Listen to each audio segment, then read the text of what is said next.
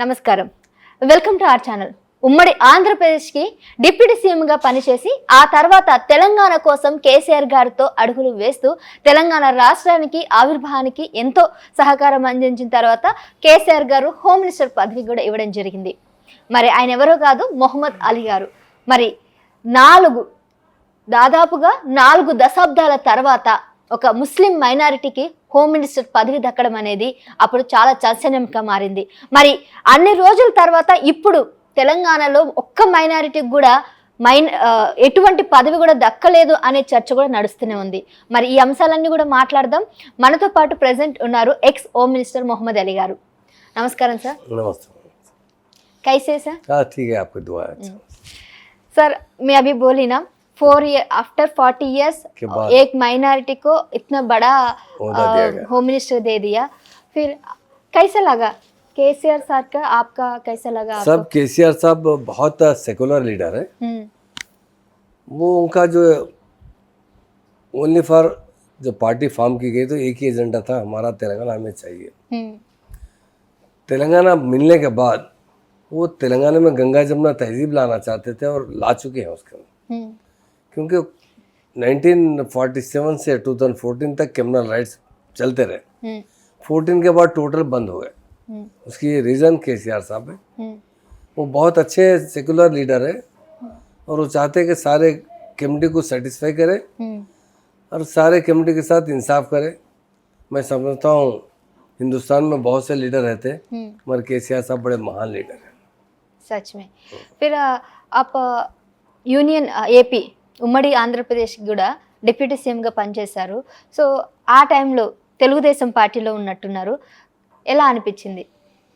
నేను ఆ టైంలో చేయలేదు. తెలంగాణ వచ్చే తర్వాత సీఎం గారు ఇది కేసీఆర్ గారు పోస్ట్ ఇచ్చిన మనకు విశాల మతలబ్ స్టేట్ ఉన్నప్పుడు మొత్తం ఆంధ్ర తెలంగాణ కలిసి ఉన్నప్పుడు ఈ క్రిమినల్ రైజ్ జరుగుతుంది, కొంచెం డిస్టర్బెన్స్ ఉంది. మన తెలంగాణ మనకు కావాలంటే సీఎం గారు ఒకటి ఎజెండాలో పార్టీ ఫామ్ చేశారు. డెఫినెట్గా చాలా కష్టపడి తెలంగాణ తీసుకొచ్చాను రిటర్న్. ఇంతకుముందు ఏ పార్టీ ఫామ్ చేసి suppose Telugu Desam party NT Rama Rao form చేసిన ఓన్లీ పవర్ కోసం ఫామ్ చేసిన 9 monthsలో పవర్లో వచ్చాను. కేసీఆర్ గారికి ఎజెండా ఏముంది అంటే మా తెలంగాణ మాకు కావాలి. ఈ తెలంగాణ ఇంతకుముందు సపరేట్ స్టేట్. 1947లో ఇండియాలో ఇండిపెండెన్స్ వచ్చింది. 48లో మా స్టేట్లో తెలంగాణ స్టేట్లో ఇండియాలో మర్జ్ అయింది. ఇక్కడ ఇంతకుముందు కింగ్డమ్ ఉంది, ఇక్కడ నిజాం ఉంది, నిజాం గవర్నమెంట్ ఉంది. కింగ్డమ్ తర్వాత మర్జ్ తర్వాత 1 year తర్వాత మర్జ్ తర్వాత మా గవర్నమెంట్ ఉంది, మా తెలంగాణ స్టేట్ సపరేట్ ఉంది. 1953లో ఆంధ్రాలో మర్జ్ చేసిన. ఆంధ్ర తెలంగాణ మర్జ్ చేసిన తర్వాత ఆంధ్రప్రదేశ్ అయింది. ఆ తర్వాత మన మీద చాలా అన్యాయం జరిగింది. అన్యాయం మీన్స్ మన బడ్జెట్ చాలా మంచి బడ్జెట్. నిజాం స్టేట్ అంటే వెల్దీ స్టేట్. ఇది బడ్జెట్ మన స్టేట్లో ఖర్చు చేయలేదు. ఆంధ్రాలో చేసారు ఎక్కువ, తెలంగాణలో తక్కువ ఖర్చు చేశారు. తెలంగాణ జాబ్స్ ఉంది మొత్తం ఆంధ్ర పీపుల్స్కి ఇచ్చినప్పుడు. నీళ్ళు ఉంది అంటే కృష్ణా నీళ్ళు, గోదావరి నీళ్ళు మనకు రాలేదు. ఫార్మర్స్ మన అప్పుడు చాలా సూసైడ్ చేశారు. ఇంతకుముందు 1969లో డాక్టర్ చిన్నారెడ్డి గారు ఈ మూమెంట్ చేశారు తెలంగాణ సపరేట్ కావాలంటే. 53లో ఆంధ్రాలో మర్జ్ చేసిన తర్వాత మన మీద చాలా అన్యాయం జరిగింది. అప్పుడు 69లో డాక్టర్ చిన్నారెడ్డి గారు మూమెంట్ చేశారు, 3 years మూమెంట్ చేశారు. చాలా 400 స్టూడెంట్స్ చనిపోయినా తర్వాత అందరూ ఈ ఎజెండా అంటే కొంచెం మర్చిపోయినా. మీరు కేసీఆర్ గారు అసెంబ్లీలో ఒకసారి తెలంగాణ బడ్జెట్ కోసం తెలంగాణ ప్రజల కోసం మాట్లాడితే ఆ టైం స్పీకర్ గారు ఒక మాట చెప్పారు, రావు సాబ్ ఈ తెలంగాణ అయిపోయింది, ఇప్పుడు ఆంధ్రప్రదేశ్లో ఉన్నారు, మీరు ఆంధ్రప్రదేశ్లో మాట్లాడే. ఆ టైం కేసీఆర్ గారు ట్రాన్స్పోర్ట్ మినిస్టర్ ఉన్నారు, డిప్యూటీ స్పీకర్ ఉన్నారు. అరే ఇట్లా మనం ప్రజల మీద చాలా అన్యాయం అవుతుంది, మాట్లాడడానికి అవకాశం ఇస్తలేదు, మీరు మన తెలంగాణ మనకు కావాలంటే నేను స్టార్ట్ చేశాను. 2001లో 27th April పార్టీ ఫామ్ చేశారు. నేను ఆయన వెంబడి ఆ రోజులో పని చేస్తున్నాను. వచ్చే తర్వాత సార్ అంటే ఆల్ కమ్యూనిటీలో ముస్లిం కమ్యూనిటీకు చాలా రెస్పెక్ట్ ఇచ్చారు. మాకు ఫస్ట్ డిప్యూటీ సీఎం పోస్ట్ ఇచ్చారు, రెవెన్యూ మినిస్టర్ ఇచ్చారు. మా స్టేట్లో ఉండే ఫస్ట్ నేను డిప్యూటీ సీఎం, నేను రెవెన్యూ మినిస్టర్. మా కేసీఆర్ గారు ఆశీర్వాద్లో ఇచ్చిన. ఎందుకంటే ముస్లిం చాలా బ్యాక్వర్డ్ కమ్యూనిటీ అయింది. ఇంతకుముందు ఇప్పుడు చాలా ఫార్వర్డ్ ఉంది రూరల్ కమ్యూనిటీ 1948 ముందు. ఈ టైంలో అంటే డే బై డే చాలా బ్యాక్వర్డ్ అయింది.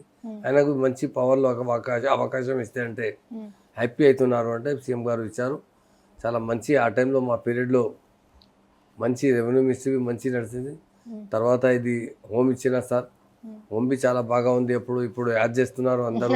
అదే ఆ టైంలో ఫ్రెండ్లీ పోలీస్ ఉండే, చాలా రెస్పెక్ట్ ఉండే పోలీస్ సార్ అంటే కేసీఆర్ గారు ఇమీడియట్ తెలంగాణ ఫామ్ అయితే ఫస్ట్ స్పీచ్ లో చెప్పారు, పరేడ్ గ్రౌండ్ లో ఫస్ట్ స్పీచ్ లో ఏం చెప్పారు, మన తెలంగాణలో ల్యాండ్ ఆర్డర్ బాగా కావాలి, పబ్లిక్ అంటే మహిళలకు అందరికీ రక్ష ఇవ్వాలి, ఎవరితో ల్యాండ్ కోసం డిస్టర్బ్ చేస్తే అంటే నేను బర్దాస్త్ చేస్తా లేదు. కేసీఆర్ గారు ఆ రోజు ఫస్ట్ స్పీచ్లో చెప్పారు. తర్వాత బాగా అప్పుడు డీజీ మహేందర్ రెడ్డి గారు ఉన్నారు, ఆయనకు పిలిచి మాట్లాడిన సార్ ఆయనకు ఒకటి ఇన్స్ట్రక్షన్ ఇచ్చారు. ఎంతమంది జరిగింది, ఇప్పుడు నా పీరియడ్లో ఒక ఇన్సిడెంట్ జరిగితే నేను బర్దాస్త్ చేస్తా లేదు, ఎంత ఫోర్స్ కావాలి మీకు, ఎంత బడ్జెట్ కావాలి నేను ప్రొవైడ్ చేస్తా, మరి మాకు ల్యాండ్ ఆర్డర్ మంచి కావాలి. కేసీఆర్ గారు చాలా ఆయన పీరియడ్లో 9.5 years బాగా మంచి ల్యాండ్ ఆర్డర్ ఉంది. స్టేట్ ఇండియాలో నంబర్ 1 ల్యాండ్ ఆర్డర్ అంటే మా తెలంగాణ స్టేట్లో ఉంది. Right sir. సార్ మీరు ఐ థింక్ డైరీ ఫామ్ అనుకుంటే, డైరీ ఫామ్, సో అక్కడ నుంచి మీ పొలిటికల్ ఎంట్రీ कैसा पॉलिटिकल एंट्री बोलते तो मैडम ऐसा आया, देखिए मैं 69 में डिग्री कर रहा था, जब भी पार्टिसिपेट करा था मैं, उसके बाद मूवमेंट అయిపోయింది, खत्म हो गया तो घर में अपने बिजनेस में लग गया. केसीआर साहब प्रेस తో ఒకసారి మాట్లాడా, फिर से मैं తెలంగాణ మూవ్మెంట్ शुरू करता हूँ. నా ఇష్టం ఉంది, మన తెలంగాణ మనకు కావాలి, మన తెలంగాణ మన గవర్నమెంట్ కావాలి, మన లీడర్స్ కావాలి, మా చీఫ్ మినిస్టర్ కావాలి, మా మినిస్టర్స్ కావాలి, మన తెలంగాణకు డెవలప్మెంట్ కావాలి, మాకు ఇష్టం ఉంది. అలా కేసీఆర్ సార్ ఆ రోజు డిస్కస్ చేసేప్పుడు మా పార్టీ ఫామ్ చేస్తానంటే నేను పోయి కలిసిన, ఆయనతో కలిసిన తర్వాత జాయిన్ చేసిన. ఆ రోజు మా బిజినెస్తో డైరీ ఫామే ఉంది. డైరీ ఫామ్లో చాలా మాకు ఎక్స్పీరియన్స్ ఎక్కువ ఉంది, ఎందుకంటే డైరీలో మొత్తం మనకు సంబంధం ఎవరితో ఉంది, ఫార్మర్స్తో ఎక్కువ ఉంది. వాటర్ కోసం ఆంధ్ర ఫార్మర్స్ చాలా వెల్దీ ఉన్నారు, తెలంగాణ ఫార్మర్స్ చాలా వీక్. ఆయన లారీ బండిలో తీసుకొస్తే బండి బి ఆయన వస్తుంది, లోడ్ చేస్తున్నారు, అన్లోడ్ చేస్తున్నారు. మీ ల్యాండ్ ఉంది సార్, ఎంత ఉంది, 30 acres. అరే 30 acresలో ఉంటే బండి నడుస్తుంది, అవు సార్ ఏం చేయను, నీళ్ళు లేదు మన దగ్గర, కరెంట్ లేదు, అది మనకి ఇష్టం ఉంది. మన తెలంగాణ ఎంత ఉందుకుంటే నేను స్టూడెంట్ లైఫ్లో మా మ్యారేజ్ ముందు అప్పుడు తెలంగాణ మూవ్మెంట్ జరిగింది, అప్పుడు నేను పార్టిసిపేట్ చేశాను. ఆ రోజు చిన్నడి గారు మా ఎక్స్-సీఎం అనబి ఉన్నారు, ఇంతకుముందు చాలా మంచి లీడర్. ఆయన ఆ టైం ఆంధ్ర డామినేషన్లో ఆయన స్టాటిక్స్ మా కేసీఆర్ గారు డాక్టర్ చిన్నారెడ్డి గారు ఏం చేశారు, వైలెన్స్తో చేశారు. KCR without violence, Andhra brother మా బ్రదర్ ఉన్నారు, మా హక్కు మనకు కావాలి. జాయింట్ ఫ్యామిలీలో ఉన్నట్టు ఎట్లా సపరేట్ అవుతుంది, అట్లా మన సపరేషన్ కావాలి, మనకు మా వితౌట్ వైలెన్స్ కావాలి. అవును, వితౌట్ వైలెన్స్ అలా చాలా 14 years పోరాటం చేశారు, ఎంత వైలెన్స్ జరగలేదు ఎప్పుడు. सर आप मुस्लिम हैं, फिर क्यों एमआईएम पार्टी में नहीं ज्वाइन हुआ, क्यों केसीआर है? एमआईएम पार्टी एक सेपरेट पार्टी है, केसीआर साहब एक महान लीडर है. केसीआर साहब का जो एजेंडा है ना, वो हिंदू मुस्लिम का तो देखिए ये सब मैं तो नहीं मानता वो चीज़ों को, वो नहीं मानता. मैं मानता हूँ सारे लोग हम एक ही है. हम लोग जो है, मैं मुसलमान के पेट में पैदा हुआ, मैं मुसलमान हूँ, किसी और ब्राह्मण के पेट में पैदा हुआ, वो ब्राह्मण है, कोई बीसी के पेट में पैदा हुआ, बीसी है. तो इससे कुछ फर्क पड़ने वाला नहीं है. सब देखिए दुनिया में जो लोग रहते हैं ना, सब एक ही चाहिए. और मैं ऐसा नहीं मानता कि मैं मुस्लिम पार्टी हिंदू पार्टी, हम सब मिलकर रहना और अच्छे तरीके से रहना, हमारा सबसे बड़ा एजेंडा वो था. और हमको लीडरशिप में हमको सबसे, अगर कोई अच्छे लीडर इंडिया में तेलंगाना के अंदर नहीं, केसीआर साहब नजर आए. उन्होंने बहुत अच्छी तरीके से 14 साल तक. केसीआर सर को आपको उतना अटैचमेंट कैसा आ गया? वो स्टार्टिंग से ऐसा ना, स्टार्टिंग से फैमिली के साथ रहते ना आप लोग? रहते. केसीआर हमको बहुत ऐसे गॉडफादर की तरह है, बहुत अच्छे इंसान है वो. हमको इतना प्रेम है कि हम मरे तक भी उनके साथ ही रहने वाले. हमने हमारी औलाद भी, हमारा जनरेशन भी उनके साथ ही अटैच रहने वाला है. अच्छा, सो केसीआर फैमिली, आपका फैमिली लाइक रिलेटिव्स ऐसा रहता ना? अब बिल्कुल, केसीआर साहब हमेशा भाई की तरह इज्जत दिए. हम उनका बहुत शुक्रिया अदा करते. वो तो बहुत बड़े आदमी है, हम तो बहुत छोटे आदमी है, और बहुत रेस्पेक्ट दिए केसीआर साहब, हम भूल नहीं सकते जिंदगी. आपको लग रहा है अभी केसीआर सर फिर आते बोल के? मुझे तो 100% लग रहा है. 100%, क्योंकि केसीआर साहब के दौर को अब लोग याद कर रहे हैं. केसीआर साहब जिस तरह रूल करे तेलंगाना, मैं बताता हूँ आपको मैडम, तेलंगाना बनने से पहले बड़ा प्रॉब्लम था। इंडस्ट्री जो है ना उसको 3 दिन हॉलीडे देते थे, Friday Saturday Sunday industries holiday. Industry चलाने वाले परेशान थे। अब बताइए 7 दिन में 3 दिन हॉलीडे दी तो तनख्वाह तो पूरी देना पड़ता। एग्रीकल्चर फार्मर्स सुसाइड कर लेते, उनको ना सीड मिलता था बराबर, ना उनको करंट मिलता था, ना उनको पानी मिलता था। यहाँ के नौजवान जितने थे तेलंगाना के वो बेरोजगार थे, वो रोजगार नहीं मिलता था उनको, क्योंकि हर एक को तो एम्प्लॉयमेंट मिलना वो तो कुछ प्राइवेट मिलना पड़ता और कुछ गवर्नमेंट से मिलता। तो गवर्नमेंट में भी हमको नहीं मिलता था बराबर, और प्राइवेट में तो कोई इंडस्ट्री आते नहीं थे, करंट ही नहीं था हमारे पास, पानी नहीं था हमारे पास। तो केसीआर साहब बहुत सोच सोच के थाउजेंड्स ऑफ आवर्स और डिस्कस करते करते लोगों से मिलते लोगों में ये अवेयरनेस बिल्टअप करे वो कि नहीं हमारा तेलंगाना हमें चाहिए, हमारी गवर्नमेंट हमें चाहिए, हमारा बजट हमें चाहिए, हमारी स्टेट में हमारा पावर होना चाहिए। देखिए आप, हमारे घर में हमारे फादर का राज होना चाहिए, पड़ोसी का राज होना, बताइए आप। ये घर है तो ये घर के अंदर मैं का राज होना चाहिए, मेरे फैमिली का होना, बल्कि अगर कोई पड़ोसी वालों का राज तो ये तो गलत बात थी। तो केसीआर साहब बहुत अवेयरनेस लाए। 14 ईयर्स किसको बोलते हैं मैडम? 14 साल का वनवास है सीता जी का, वो उतना 14 साल तक जद्दोजहद करके लड़ के लोगों में अवेयरनेस ला के तेलंगाना लाए। लाने के बाद 9.5 ईयर में उसका रिजल्ट भी आया। 9.5 ईयर में जो केसीआर साहब रूल करे, ये 10 साल को आपको उतना अच्छा रिजल्ट आ गए बोल के आप कोशिश कर रहे हैं? पक्का है। देखिए आप देख लीजिए, सबसे पहले हर चीज में डेवलपमेंट आया। कोई ऐसा आइटम नहीं है। शहर को देख लीजिए आप, शहर में एरिया में आप फिर के देख लीजिए, रोड कनेक्टिविटी देख लीजिए, ब्रिजेस देख लीजिए हमारे पास, पीने का पानी देख लीजिए, फ्री करंट फ्री के अलावा किसानों को तो इतना जितना इस्तेमाल कर सकते हैं आप कर सकते हैं। फैक्ट्रियां वाले जितना करंट इस्तेमाल कर सकते हैं उनके रेट के हिसाब से। फ्लोरेसिस था मैडम नलगुंडा के अंदर, नलगुंडा पूरा फ्लोरेसिस हो। आप बताइए 48 ईयर्स कांग्रेस रूल करे, 17 ईयर्स तेलुगु देशम रूल करे, 65 ईयर्स में हम पानी तक प्रोवाइड नहीं कर सके तेलंगाना के आवाम को। नलगुंडा में प्रॉपरली, और महबूब नगर में कुछ था, नलगुंडा में तो ऐसा फॉर्म बन जाता था फ्लोरेसिस। पूरा ये कालू आप कहाँ गए? आप कितना पूरा बच्चे पैदा हो तो हैंडीकैप पैदा होते थे। केसीआर साहब असेंबली में बोले कि मैं 2 साल में पूरा तेलंगाना में पानी नहीं दिया तो नेक्स्ट इलेक्शन कॉन्टेस्ट नहीं करूंगा। लोग सब हम लोग पूरे भागे, सबके पास एमएलए भागे। अरे साहब ऐसा बोले तो कैसा होगा साहब? साहब बोले आप शांत रहो, मुझे मालूम है कैसा देना है पानी। जब पानी देंगे तो भगवान भी अपना साथ देगा, अपन मेहनत करेंगे और नहीं जरूर नेक्स्ट इलेक्शन से पहले घर घर तक टैप जो होता ना वो प्रोवाइड करेंगे, वो फ्री प्रोवाइड करें वो टाइम पे। हाँ। नहीं अभी फ्री अभी भी है, मतलब नहीं, मगर वो टाइम पे प्रोवाइड करना वो तो खर्चा बहुत ज्यादा था। लाइन डाल के करने के बाद भी जो भी गरीब आदमी भी कनेक्शन लिया तो बिल्कुल फ्री मिलता था, और पानी के तो कोई चार्जेस ही नहीं थे बिल के।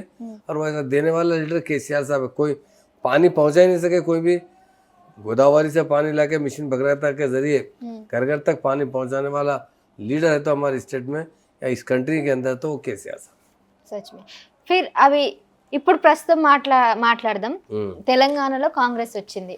కాంగ్రెస్ వచ్చిన తర్వాత రీసెంట్గా కవితక్క ఒక ప్రెస్ మీట్ పెట్టింది. ఒక్క దళితునికి కానీ, ఒక్క మైనారిటీకి కానీ, ఒక్క ఎస్సీకి కానీ ఎవరికి కూడా క్యాబినెట్లో ఒక్క పదవి కూడా ఇవ్వలేదు అన్న దాని మీద పోరాడుతుంది. సో దీనికి కూడా మీరు ఏకీభవిస్తున్నారు. సో ఎందుకు అంటే కేసీఆర్ వాళ్ళు లేదంటే బీఆర్ఎస్ వాళ్ళు అంత ఇంపార్టెన్స్ ఇచ్చిన వారు కాంగ్రెస్ వాళ్ళు ఎందుకు దగ్గరికి రానియట్లేదు అంటే ఏం చెప్తారు? మేడం ఒక మాట చెప్తాం, మన స్టేట్ లో 48 ఇయర్స్ ఆల్రెడీ కాంగ్రెస్ రూల్ చేశారు. కొత్త పార్టీ లేదు Congress. But Congress also secular party కదా, పేరుంది సెక్యులర్ అనేది. ఆయన ఎందుకు కంట్రోల్ చేయలేదు? 48 ఇయర్స్ లో క్రిమినల్ రైట్స్ కు ఎందుకు కంట్రోల్ చేయలేదు? పేరు మంచి ఉంది, ఆయన ఏ పేరు ఉంది అంటే సెక్యులర్ పార్టీ, సెక్యులరిజం లేదు ఆయన దగ్గర. ఇప్పుడు బీజేపీ అంటే ఓకే, దట్ ఈస్ హిందూ ధర్మంకి సంబంధించి వాళ్ళు హిందూ వాళ్ళకి సపోర్ట్ చేస్తారు.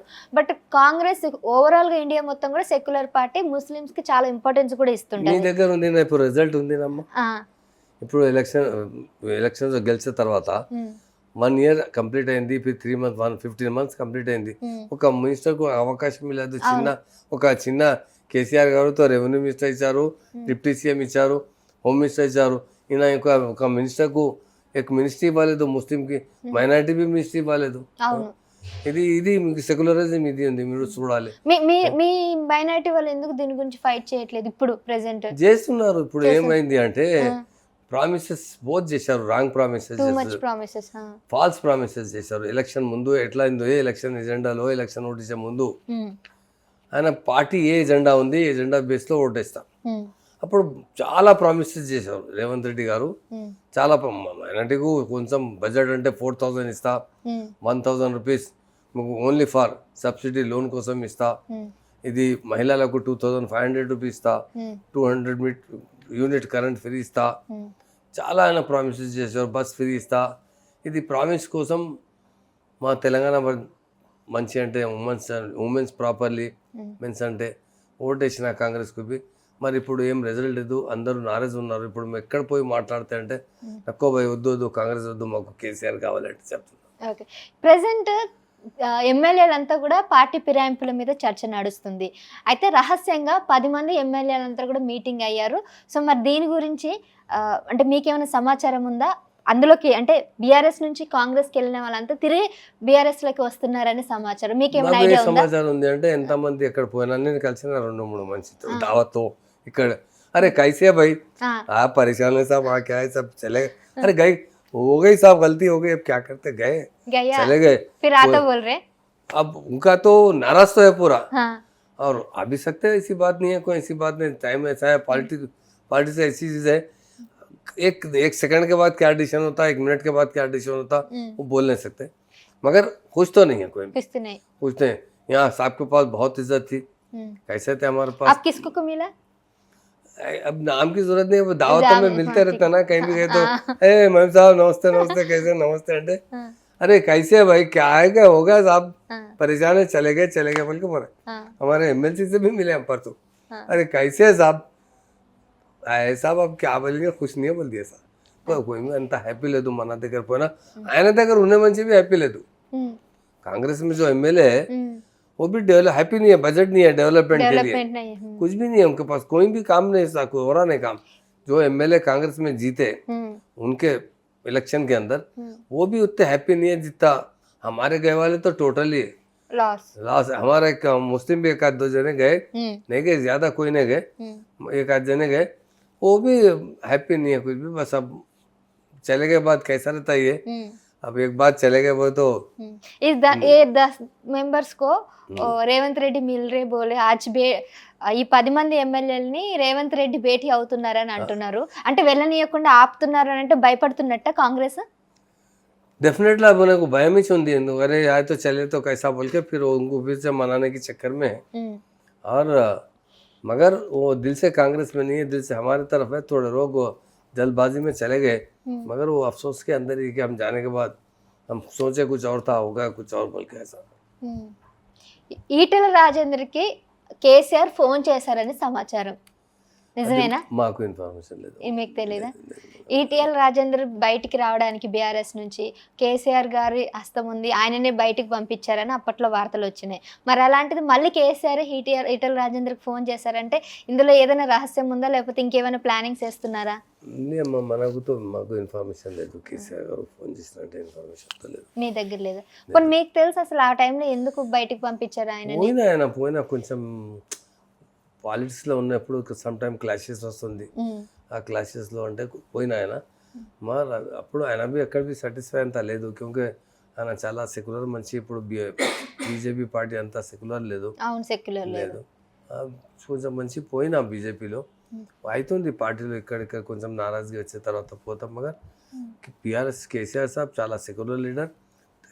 కేసీఆర్ సాబ్ ఎజెండా ఒకటి ఉంది అమ్మ, తెలంగాణ కూడా డెవలప్ చేయాలి. తెలంగాణలో ఉన్న మంచికు వితౌట్ కాస్ట్ అందరికీ డెవలప్ చేయాలి. మీ ఒక్కటి ఎగ్జాంపుల్ ఇస్తున్నాను. ఇది ఎంతమంది కాంగ్రెస్ పార్టీలో 48 years రూల్ చేశారు, తెలుగుదేశం ఇద్దరు కలిసి 65 years రూల్ చేశారు. పేదవాడి కోసం నా రెసిడెన్షియల్ స్కూల్ లేదు మన దగ్గర. కేసీఆర్ వచ్చేత మైనార్టీ కోసం ఓన్లీ 12 స్కూల్ ఉంది అప్పుడు కాంగ్రెస్ పీరియడ్లో. కేసీఆర్ గారు వచ్చిన తర్వాత 204 స్కూల్ ఓపెన్ చేశారు. నియర్లీ 1,30,40,000 స్టూడెంట్ పిల్లలకు ఎడ్యుకేషన్ ఇస్తున్నారు. కేసీఆర్ ఇష్టం మంచి ఉంది, మా తెలంగాణ ప్రజల కోసం మంచి ఎడ్యుకేషన్ రావాలి, ఆయనకు మంచి డెవలప్ ఉండాలి, ఆయన ఫైనాన్షియల్ మంచిగా ఉండాలి, పర్ ఇన్కమ్ పెరిగింది. కేసీఆర్ పీరియడ్ బడ్జెట్ చాలా ఎక్కువైంది మేడం. అప్పుడు ఇప్పుడు లోన్ గీన్ అంటే చెప్తున్నారు, బక్వాస్ బాతా ఉంది.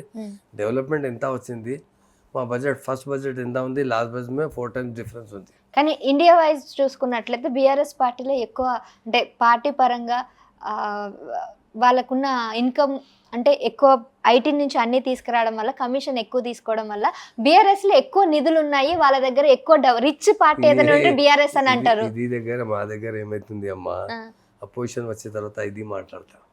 బట్ ఒప్పుకుంటారు కదా రిచెస్ట్ పార్టీ ఏదైనా ఉంది ఇండియాలో అంటే బీఆర్ఎస్ కదా. రిచెస్ట్ కొంచెం ఉంది ఫండ్ ఆయన దగ్గర, అందరి దగ్గర ఉంది. BJP compare to every party other parties చూసుకున్నట్లయితే బిల్కుల్ మెంబర్షిప్ డ్రైవ్ చేసిన అప్పుడు ఏం చేసిన అంటే మెంబర్షిప్ డ్రైవ్ చేసిన. మెంబర్షిప్ డ్రైవ్ లో ఏ డబ్బులు వస్తాయంటే బ్యాంక్ మీద జమ అవుతుంటే పార్టీ అసెస్ అవుతుంది, ఆ పార్టీలో ఖర్చు వస్తుంది. అదర్ పార్టీ ఏం చేసినా ఎవరి దగ్గర డబ్బులు జమ చేసినా ఎప్పుడు అవసరం ఎంత, మా దగ్గర మొత్తం బయట ఉంది, ఎంత మెంబర్షిప్ జరిగింది అంత డబ్బులు పార్టీ అసెట్స్ ఉంది. ఫ్యూచర్లో ఎట్లా పార్టీ కూర్చొని నడవాలి అంటే అది డబ్బులు ఉంది అంతే. ఓకే, సో ఇప్పుడు చెప్పండి సార్, మీ టైంలో పోలీస్ ఫ్రెండ్లీ పోలీస్ ఉంది, ఇప్పుడు పోలీస్ మీద చాలా వ్యతిరేకత ఉంది, ఎందుకు దీని గురించి అంటే ఏం చెప్తారు?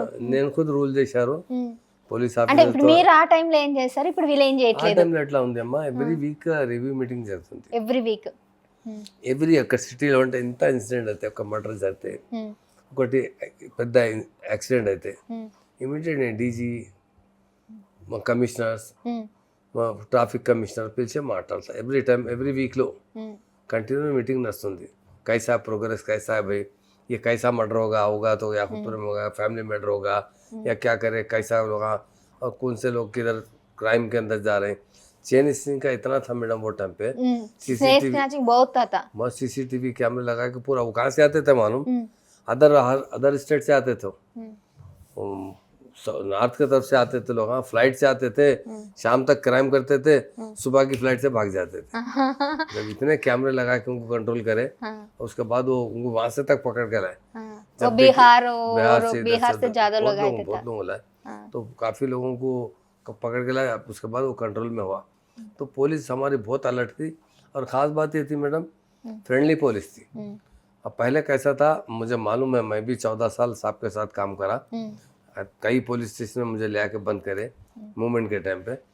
तो बाज़ वक्त वहाँ पुलिस ऑफिसर्स को रिक्वेस्ट करते थे, साहब हमारे पास अलमारियाँ नहीं है, एक 4 अलमारियाँ भिजा दो, 1-2 कुर्सियाँ 6 कुर्सियाँ भिजा दो. ऐसा केसीआर साहब आते क्या करे, ईस्ट पुलिस स्टेशन को 75,000, सिटी में तो पुलिस स्टेशन को 75,000 पर मंथ अलाउंस दिए, और रूरल में है तो उनको 50,000 रुपये, विलेज में है तो 25,000 रुपये. तो ऐसा 75,000, 50,000, 25,000 रुपये मंथली अलाउंस दिए पुलिस स्टेशन को. नए पुलिस स्टेशन बनाए, पुलिस वालों को अच्छी फैसिलिटीज दिए, उनको बहुत रेस्पेक्ट दिए, उनको भी ट्रेनिंग क्लासेस लिए डीजी साहब लोग. फ्रेंडली पुलिसिंग की तरह हर एक को बात करो बोले, और ये होमगार्ड के लोगों को थोड़ा टाइट करे, होमगार्ड का अपॉइंटमेंट रोक दिए, क्योंकि पुलिस वालों को ट्रेनिंग देते, होमगार्ड को कुछ भी ट्रेनिंग नहीं था. होमगार्ड आते लाठी हाथ में रखे, जिसको बोले मार देते थे, तोड़ देते थे. बहुत लेडीज के लिए शी टीम्स बनाए, भरोसा सेंटर बनाए. हाँ, इससे बहुत बड़ा अवेयरनेस आया लोगों के अंदर. आप ऐसा कंप्लेन करे तो खास बताता हूँ मैं, इमीडिएट एक्शन आता था, रिस्पॉन्स आता. आपके खुद टीवी वाले जो है कुछ लोग क्या करे, हाईवे पे से फोन करे, देखे तो 7 मिनट के अंदर पुलिस पहुंच गई, 7 मिनट के अंदर, तो 5 मिनट के अंदर 7 मिनट के अंदर पहुंचना वो तो इमीडिएट. बहुत एडवांस टेक्नोलॉजी केसीआर साहब कमांड एंड कंट्रोल बनाए. किसको बोलते हैं आपको, एट ए टाइम 1 लाख कैमरे शो कर सकते हैं उसके अंदर, स्टेप बाय स्टेप. तो बहुत पुलिस के लिए बजट दिए. खाली पुलिस के जो गाड़ियाँ पहले होते थे ना, आप देखे ना, ढकल के स्टार्ट करना, खटारे जीपा होते थे, साहब इमीडिएट से 700 करोड़ रुपए सैंक्शन करे, पूरे नए कार्स, इनोवा कार्स लेके दिए उनको. पुलिस की एक अच्छी रेस्पेक्ट होना चाहिए, अच्छा स्टैंडर्ड होना चाहिए. पुलिस स्टेशन में भी जो है पुलिस वालों के लिए बहुत अच्छे पुलिस स्टेशन बनाए. उसके साथ आने वाले जो विजिटर्स आते हैं हमारे, जो भी आके कंप्लेन देते हैं, उसके लिए रजिस्टर रखा गया. कंप्लेन पहले होता था खुद अपन लिख के देना पड़ता था, एक ऑफिसर को अपॉइंट करे वहाँ पे, ताकि कोई आके ओरली बोले तो भी कंप्लेन लिख के उनकी साइन लेके बुक करना चाहिए.